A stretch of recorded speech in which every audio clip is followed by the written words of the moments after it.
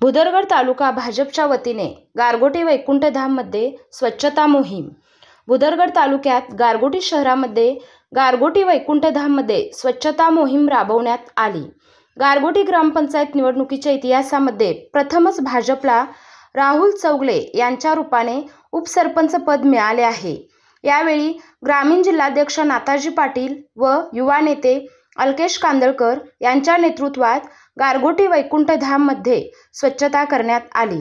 यावेळी भाजपचे ग्रामीण जिल्हाध्यक्ष नाथाजी पाटील, भाजप प्रदेश सरचिटणीस अलकेश कांदळकर, गारगोटी उपसरपंच राहुल चौगले, भाजप ओबीसी शहराध्यक्ष अभिजित सुतार, गणेश सुतार, अजित चौगले, प्रताप चौगले, बाबासो कांबळे, योगेश बुरुड, संदीप सुतार, रवी कौलवकर, वीरकुमार पाटील यांच्यासह ग्रामपंचायत कर्मचारी मोठ्या प्रमाणात उपस्थित होते।